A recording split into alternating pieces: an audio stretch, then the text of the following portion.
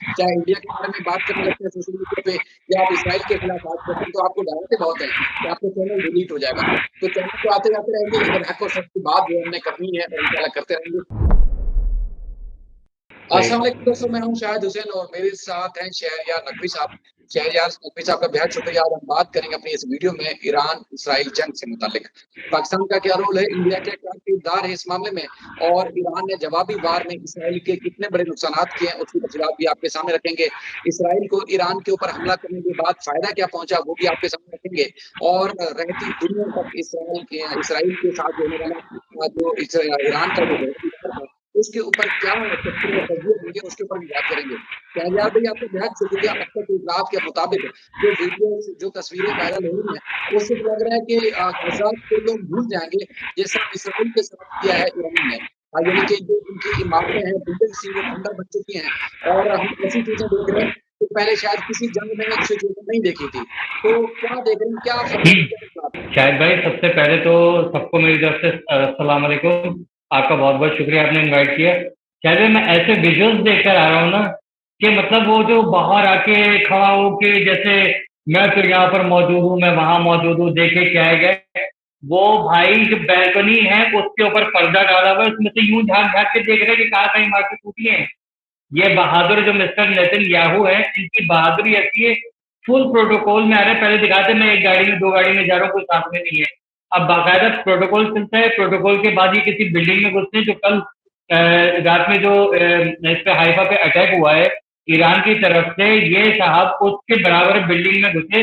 ऊपर से उस पे बैल्कनी पे पर्दा था, पर्दे के नीचे से यूं झांक झांक के देख रहे हैं कि कहाँ कहाँ क्या क्या हुआ है। आप देखें, ईरान ने जो है वो सबको हिला के रख दिया और उसमें कोई डाउट नहीं है। देखें, मैं यहाँ पर जो चीजें अभी आपको और ऐसी खबरें बताऊंगा कि आप कहेंगे यार वाकई में मजा आ गया।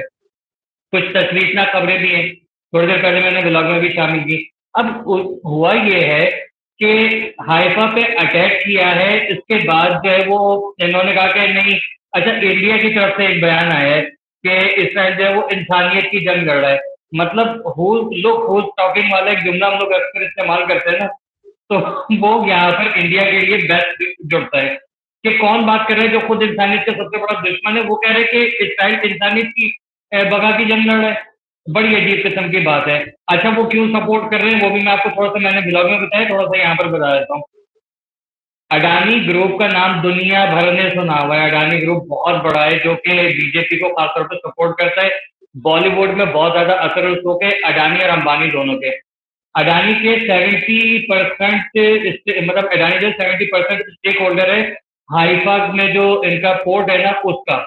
और उससे तकरीबन जो मैंने इतलात की थी वो 2023 के हिसाब से 1.2 बिलियन डॉलर जो है उसकी जो है वो मालियत इनके जो है इन्वेस्टमेंट की लगी है।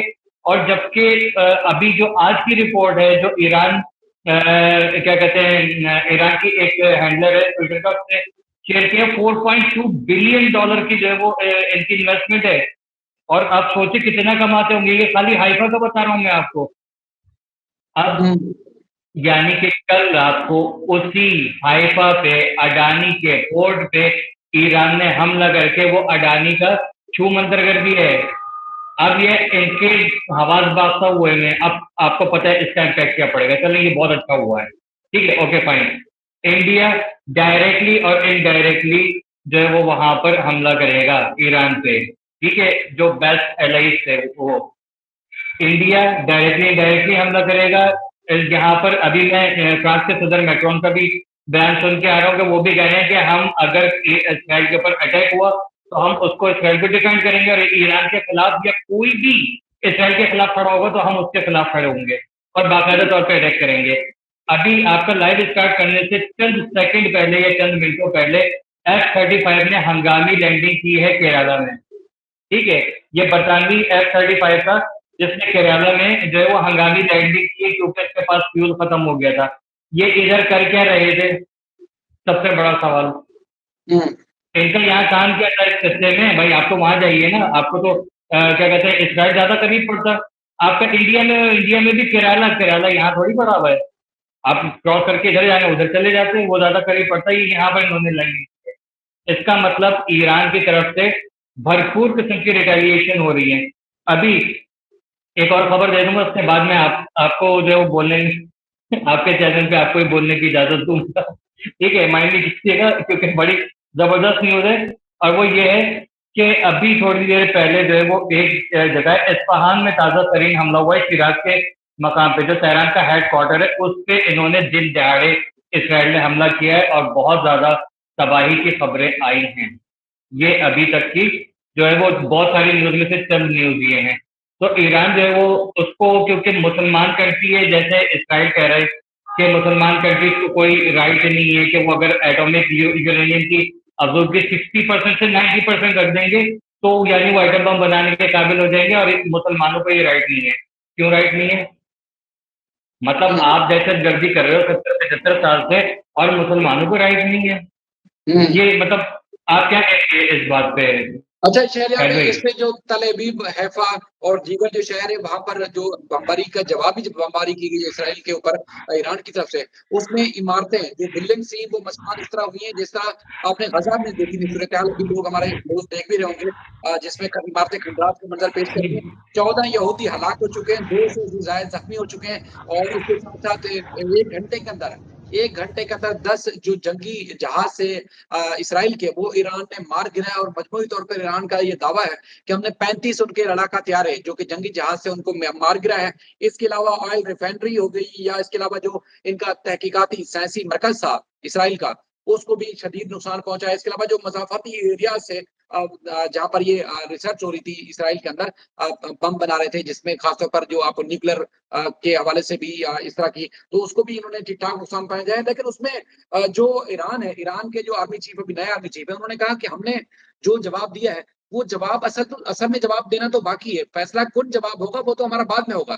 लेकिन इसराइल इस वक्त भी जो धमका रहा है, जिस तरह आपने बताया कि ताजा तरीन हमले भी हो रहे हैं, हमारे पास अभी भी इतलात आ रही है कि एक नई खेप मिसाइलों की दागी गई है ईरान के ऊपर। इसराइल का ये कहना है कि हमारा जो टारगेट है, एक तो ये है कि उनके जो न्यूक्लियर वेपन है जो कि इसराइल के लिए या दुनिया के लिए अब भी खतरा है, ईरान के, उनको हमने खत्म करना है। और साथ ही साथ जो सुप्रीम लीडर है ईरान के अयतुल्ला खमनाई साहब, उनको भी हमने नुकसान पहुंचाना है। इसके अलावा हम चैन से नहीं बैठेंगे। तो दुनिया की नजरें जो है मुस्लिम ममालिक के ऊपर है, मुस्लिम कंट्रीज के ऊपर है, कि मुस्लिम कंट्रीज क्या ईरान को इस सारे मामले में तनहा छोड़ देंगे या फिर वो एक्टिविटी कर रहे हैं। उस हवाले से आपके पास क्या इतलात है? देखिए सर, ये तो बिल्कुल आपने जो कहा है, ये खबर बिल्कुल ओरिजिनल है। लेकिन मसला यहाँ पर ये है कि देखिए, जो मैं इतने दिन से नोटिस कर रहा हूँ, क्योंकि मैं सोशल मीडिया पे भी मेरी नज़र है, खास तौर पे जो टिकटॉक है, ट्विटर वगैरह है, फेसबुक है, इसके ऊपर इवन ये कि विद इन पाकिस्तान तो बहुत अजीब किस्म के जो है ना वो क्या कहते हैं, एक नैरेटिव बिल्डअप हो रहा है कि अच्छा हुआ ईरान के ऊपर हमला हो गया, ये हो गया, वो हो गया। हम लोग जो है ना फिरकों में बटे हैं, मसला सारा ये है, टू बी वेरी ऑनेस्ट। इन चीजों से हट के हम अगर सोचें, आप एक बात बताइए, आपको कभी भी, आपको म्यांमार याद है, म्यांमार का वाकया क्या हुआ था? म्यांमार में जो वो थे, भिक्षु थे, जो भी उनके होते हैं, उन लोगों ने कहा था कि मुसलमान जो है वो किसी भी जात पात का हो, है मुसलमान, लेकिन हम मुसलमान आपस में एक खुद ही जो है वो अपने ग्रुपों में बटे हैं, हम एक दूसरे को मुसलमान नहीं समझते। इन्होंने जो बात की है कि ईरान के खामेनेई के बारे में या जो कमांडर है, अभी एक और कमांडर को भी इनके शहीद किया गया, वो कमांडर भी जो है वो अभी इनके जो है वो डिफेंस मिनिस्टर रह चुके हैं। ठीक है, और उनको बहुत अच्छे खासे उनके मामलात रहे इस सारी चीज के अंदर, बहुत सऊदीया के साथ उनका जो ताल्लुकात थे उसमें भी बहुत अच्छे तरीके से उन्होंने हैंडल किया। मतलब आप ये देखें कि बजाय इसके कि अपने लोगों को वो करें, आप देखें दुनिया भर के अंदर इस वक्त सबसे ज्यादा अगर स्काउट और स्पाइस मौजूद हैं तो वो ईरान एक ऐसा मुल्क है जिसमें मुसलसल आपको रॉ के एजेंट्स मिलेंगे। अभी भी जैसे मैं लाइव रिकॉर्ड कर, जैसा हम लोग सॉरी लाइव बैठे हुए हैं, इस वक्त से तकरीबन 1.5 घंटा पहले 2 मोसाद के एजेंट हैं वो भी गिरफ्तार किए हैं ईरान ने।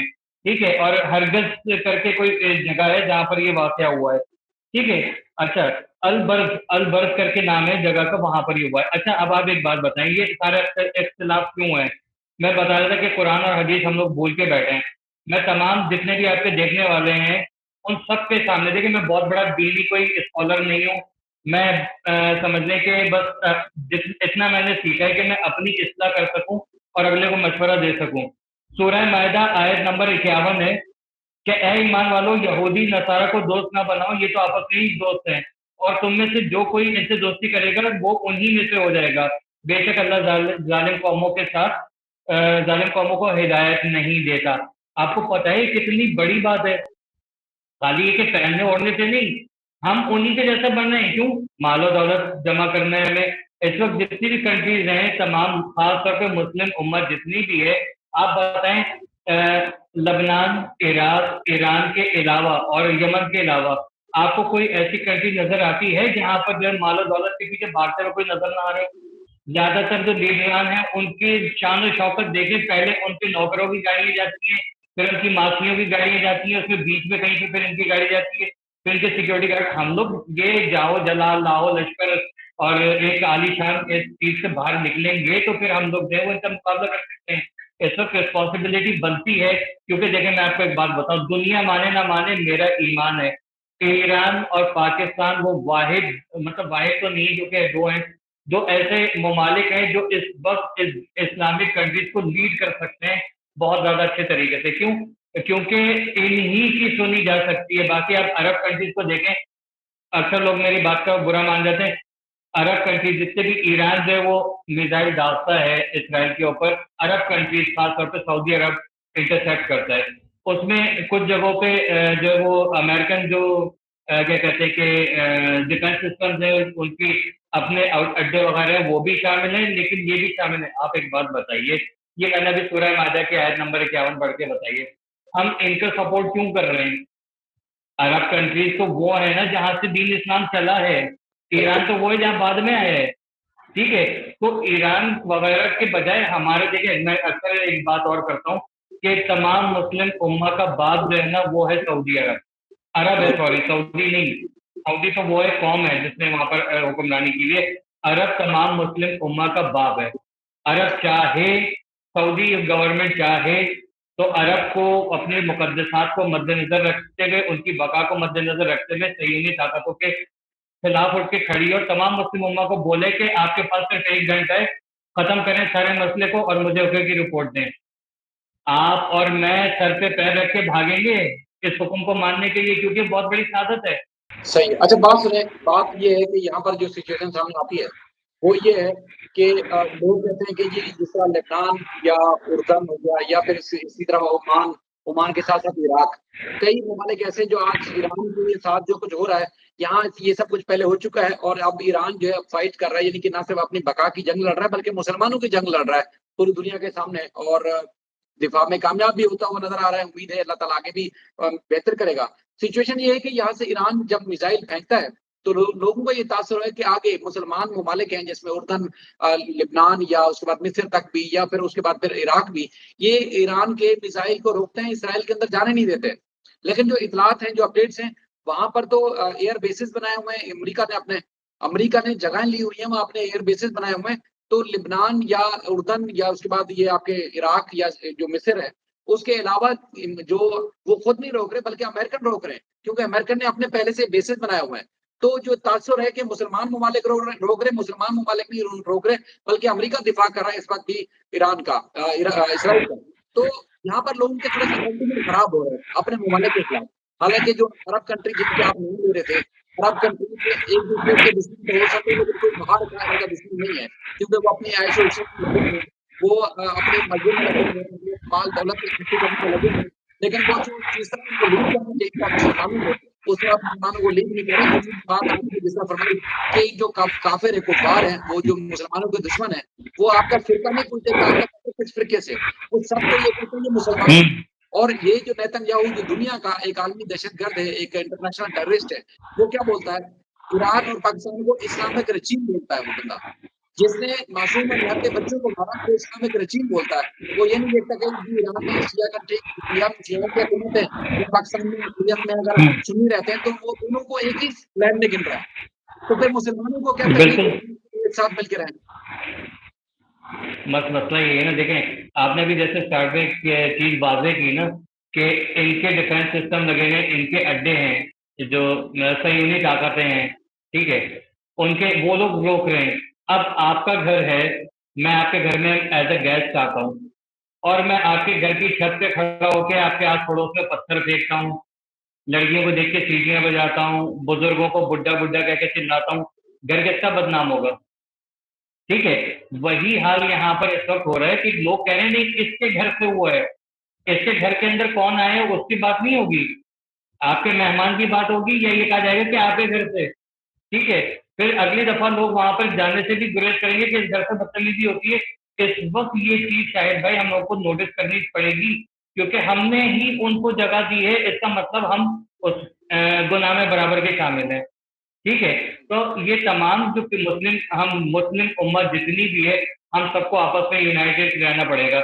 मैंने पता नहीं, हो सकता है मेरी नजर से नहीं गुजरा, मैंने इंडोनेशिया का कभी कोई बयान नहीं सुना, हो सकता है आया हो कभी, लेकिन मैंने कभी जो है जितनी, क्योंकि इंडोनेशिया वो वाहिद मुल्क है जहां पर सिर्फ और सिर्फ मुसलमान कौम आबाद है, दूसरे किसी मजहब की जो है वो कौम आबाद नहीं है वहां पर। वहां से मैंने कभी नहीं सुना कि भाई हम इसे कंडेम करते हैं, हम ये एक्ट हुआ पाकिस्तान के ऊपर हमला हुआ या ईरान पे या फलस्तीन पे, हमने कभी नहीं सुना। हो सकता है कुछ हुआ हो, लेकिन कभी पाकिस्तानी टीवी चैनल्स के ऊपर इसका जिक्र नहीं हुआ, कभी भारत के चैनल पे नहीं हुआ, अल जजीरा वगैरह पे मैंने कहीं नहीं देखा कि इन्होंने वो किया है।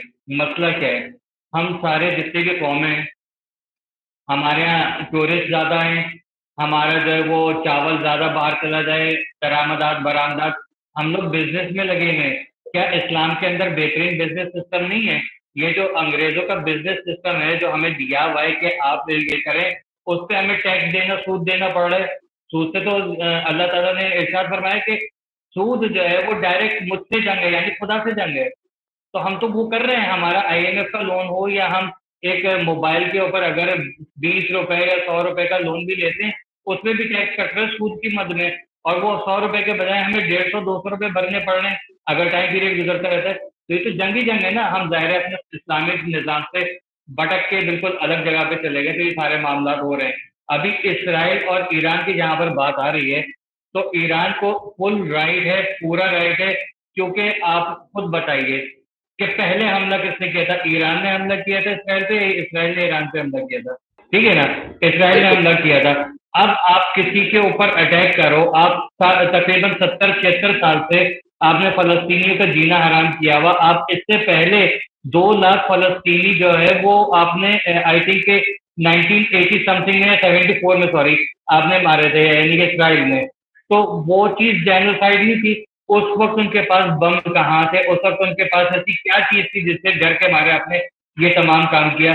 आपका हॉलोकॉस्ट जो है वो जर्मनी ने किया था, यानी कि हिटलर ने किया था। वो मुसलमान नहीं था, वो पाकिस्तानी, फलस्तीनी या ईरानी या सऊदी नहीं था। आपको बदला लेना चाहिए था तो आप उससे बदला लेते। ये कहाँ आज जर्मन उसको सपोर्ट कर रहे हैं, कहाँ वो जर्मनी को सपोर्ट कर रहे हैं? तो ये सारी चीजें जो है ये बड़े काफी तजाद पैदा होता है। इस्लामिक ममालिक जितने भी हैं सबको उठ के खड़ा होना पड़ेगा। ईरान इस वक्त समझ लें कि वाहिद कंट्री है जो मतलब पावरफुल एक्शन ले रही है इस चीज के ऊपर। हम सबको, क्योंकि चाइना, रूस सब और साउथ कोरिया भी ईरान के साथ खड़े हैं। पाकिस्तान से भी ऐलानात हो गए। अभी मैं वजीर आजम मियां मोहम्मद शहबाज शरीफ का भी जब वो बयान पढ़ के आ रहा था कि उन्होंने भी कहा कि हम ईरान के साथ खड़े हैं और ईरान पे हमला, पाकिस्तान पे हमला तस्वुर किया जाएगा। बहुत बड़ी बात है। ठीक अच्छा, है, यहाँ ये चीजें बाकी चलो, कंट्री ईरानी ईरानी आवाम की हम उनके जज्बात देखते हैं। ईरानी जो लोग हैं उनकी फीलिंग क्या है? क्या जिस तरह पाकिस्तान की जंग हो रही थी इंडिया के साथ, तो पाकिस्तानी आवाम जो है बड़ी जज्बाती थी और बहुत ज्यादा वो वंडरफुल तरीके से अपने फोर्सेस का साथ दे रहे थे।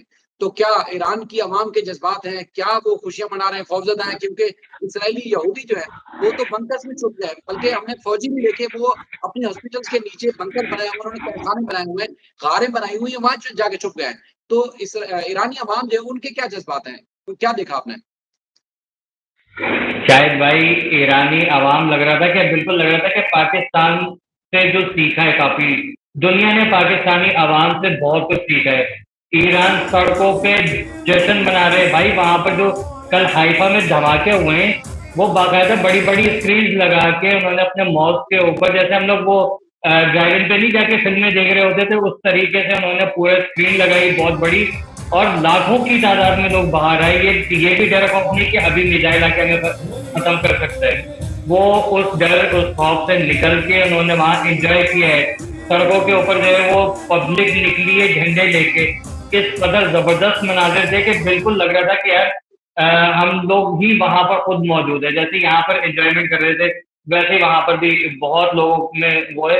और इवन ये कि लोग अपनी जो क़यादत है उसके साथ खड़े हैं। जबकि दूसरा तात्पर्य ये आ रहा है कि ईरान में एक खास छोटा सा एक ग्रुप है, जैसे पाकिस्तान में कुछ खास ग्रुप है, वो आयतुल्लाह अली खामनेई के अगेंस्ट खड़े हैं। और वो चंद लोग हैं, मतलब बहुत छोटा सा एक ग्रुप है जो कि बेसिकली इसका क्या कहते हैं इसराइल का साथ दे रहा है, ठीक है, जिसकी वजह से सारी शहादतें हो रही है। कुर्दिश हैं जो गद्दारी करते हैं ईरान के साथ, ये वो लोग हैं। जी, वो हैं आपके अपने इनके, आपको पता है कि तकरीबन ईरान में मोर देन मतलब अभी 6 लाख से ऊपर जो है खाली यहूदी हैं।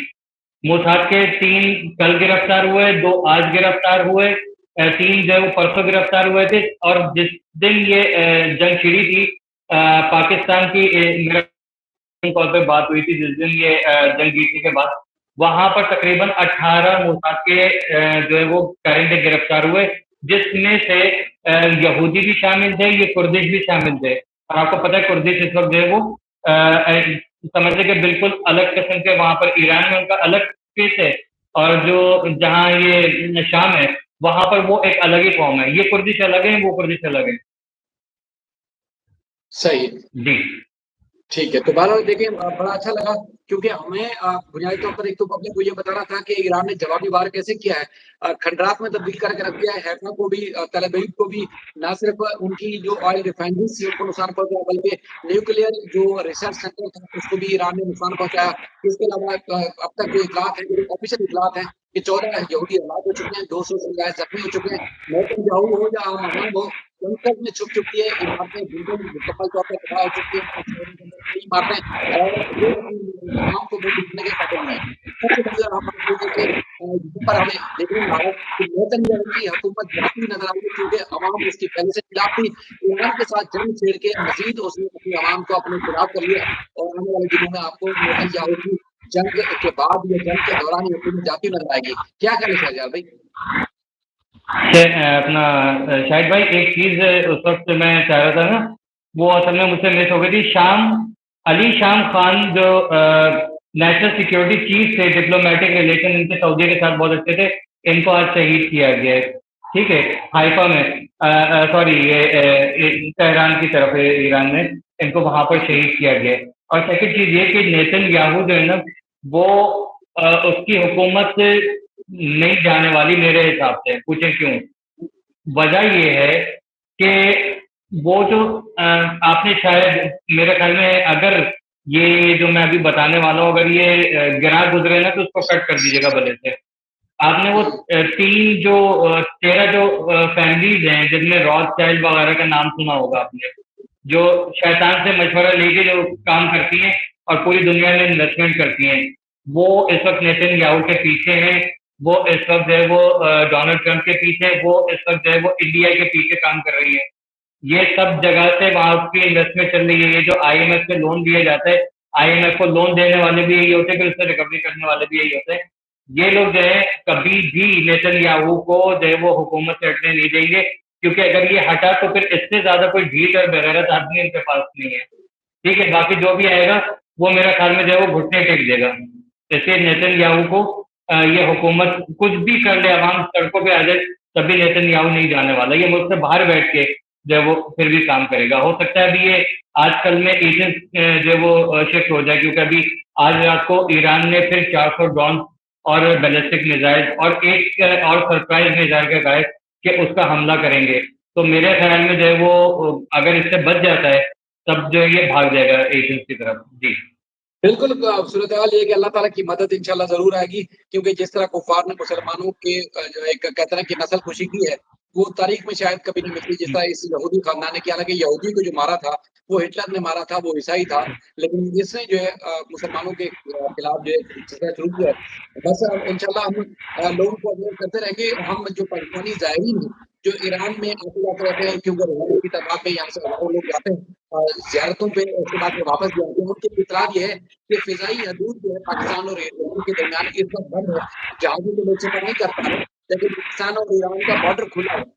आप जो ट्रैवलिंग करके आते हैं, बसों पे अपनी गाड़ियों पे आते-जाते रहते हैं, तो वो आप आ भी सकते हैं और जा भी सकते हैं। उसके लिए ज़ियारतें जो है खैबर में बंद नहीं की गई हैं, पाकिस्तान और ईरान का बॉर्डर खुला है। तो इस तरह आप सबको परेशान होने की ज़रूरत भी नहीं है। तो बाकी आपके साथ लगे रहने चीज़ें इंडिया के खिलाफ या इंडिया के हवाले से कुछ खबरें दें, तो आज एक उनका पुल गिरा है जिससे 5 अफ़राद हलाक हुए हैं। इसके अलावा एक हेलीकॉप्टर गिरा है जिसमें 7 अफ़राद हलाक हुए हैं और लगातार जो है इंडिया के खिलाफ ऐसी-ऐसी खबरें आ रही हैं, जिसमें इंडिया को डबोने के ऊपर तुला हुआ ऐसा लगता है कि मोदी जिस तरह की उसकी पॉलिसी है, जिस तरह उसने अपने अवाम को डबोया है। तो मज़ीद खबरें और अपडेट देते रहेंगे। आपने अपना कीमती वक़्त दिया उसका बहुत-बहुत शुक्रिया और आने वाले दिनों में मज़ीद इत्तलात होंगी इंशाअल्लाह वो भी आपके सामने रखेंगे। लोग चाहे इंडिया के बारे में बात करने लगते हैं सोशल मीडिया पे या आप इसराइल के खिलाफ बात करते हैं, तो आपको डालते बहुत हैं कि आपका चैनल डिलीट हो जाएगा। तो चैनल तो आते-जाते रहेंगे लेकिन हक और सच की बात जो हमने करनी है और इंशाअल्लाह करते रहेंगे। अपना बहुत ख्याल रखिए। अल्लाह हाफ़िज़। Thank you. अल्लाह हाफ़िज़।